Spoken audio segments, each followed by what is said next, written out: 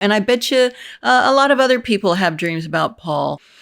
Hi, I'm Jackie, and welcome to my bower. It's the middle of June, so it's almost Paul McCartney's birthday, but that's not the only reason I'm thinking about him today. I just had a dream about Paul McCartney last night, so it's all fresh in my mind. So I just wanted to share that with everybody today, but also share a couple of others I've had in the past. And the first one that I want to talk about was one I had maybe about 2 or 3 years ago. And it was one where I was sitting in the audience of some kind of a panel show. It was a small auditorium, those big old hard chairs that you sit in. And here's Paul up on the stage, very casual with a bunch of other people. And they're sitting there going back and forth a little bit with the audience. And I don't know, somebody up there, not Paul, asked me a question and I answer it. I'm an audience member and I don't even remember, the question. I have no idea. But suddenly, magically, everybody's kind of standing up, milling around, and all of a sudden there's Paul McCartney, beautiful, current day, old man Paul McCartney. And I'm just sitting there, and I'm not saying anything really. I'm just sitting there, standing there, and they are talking, they're chatting, and I'm just awestruck, and he's getting closer and closer to me, and I'm just sitting there looking at him, and I just kind of take Paul by the hand. I touch his hand and I just look at him and I say, "Thank you, Paul. Thank you for everything that you do." And I just get a little bit teary-eyed at the time in my dream. And he looks back at me and he says, no, thank you.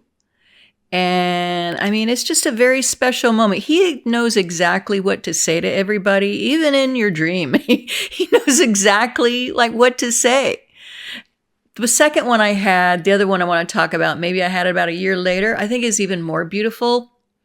This one was, again, another gathering, but it was more casual and like a nice big room or a banquet room or something because they had a big old piano. And guess who was sitting there at this big piano playing a tune that I do not remember, that I do not recall. I have no idea, but he's sitting there playing it. And I think I was just mesmerized by the sight of, again, current day Paul, beautiful Paul, in his jean jacket, in his little polo shirt, sitting there at the piano with his beautiful hands and his beautiful hair. And I'm across the room at this one point, and then I slowly make my way, and I'm probably standing a couple feet away from him. And I even remember saying to myself in the dream, I'm not going to take a picture. He doesn't like that. So I'm just going to stand here.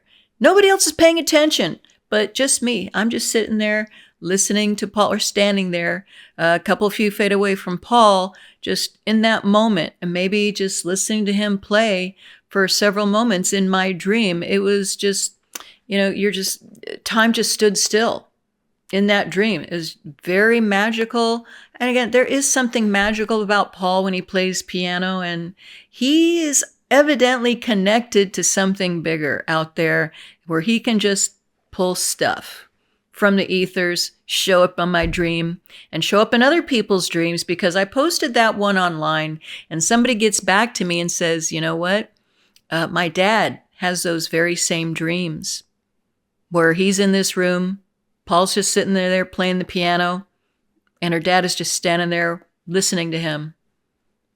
It's kind of incredible. I mean, I don't get it. Don't question it. It is what it is. It's very cool. But speaking of cool, the one I had last night, very different Paul McCartney. It was probably like 1972 Paul, young Paul with the long black hair, and he's just all, in his polo shirt, in a different shirt. I don't remember. Very casual t-shirt, and he has Linda with him. And we're actually, and again, in the 70s, and we're hanging out at my house. And there's a lot of other people there, and the party's just going room to room, and we're in my bedroom here. And him and Linda are just on the bed laughing and talking and joking to everybody. And everybody's laughing and talking to them. And we're talking about, I don't remember what we're talking about. It was just very loud, very crowded. They're very goofy on the bed. And there's beautiful Linda. And I remember in my dream, I was just more mesmerized by Linda than by Paul. Like beautiful Paul, I think he was almost a McBeardy Paul, but he had that black hair. He had on like a red t-shirt, and I think he had like something white there too. Maybe he had white track pants on or something. I don't know, really ridiculous looking, I'm sure, but I don't care. It's Paul McCartney. But then beautiful Linda, she was just had that long blonde hair and those blue eyes and just no makeup and just still just absolutely stunning, just like just fresh as a field, on a sunny day. Even her presence was very sunny and beautiful and organic and authentic in my dream. But again, she was sitting there. I think she just had on a t-shirt, a ratty old t-shirt, ratty old skirt. And here I am, and I don't know what to say, but I treat her like one of my friends. I go, hey, you want to try on some of my clothes? So we're in my closet, and I'm pulling out a lot of clothes, helping her out. We're trying on things.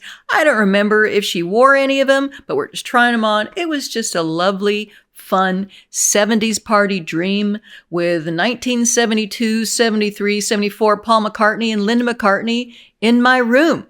I mean, it just really doesn't get any better than that. And I just wanted to share that with everybody and say happy birthday to Paul and say thank you, Paul. And also to say thank you to everybody else out there who's sitting there listening to me. I really appreciate y'all being here. And until next time, peace and love one another. And he's looking just great. I think he even smells great. And I just look at him, kind of staring at him, and I go, thank you, Paul. Thank you for everything that you do.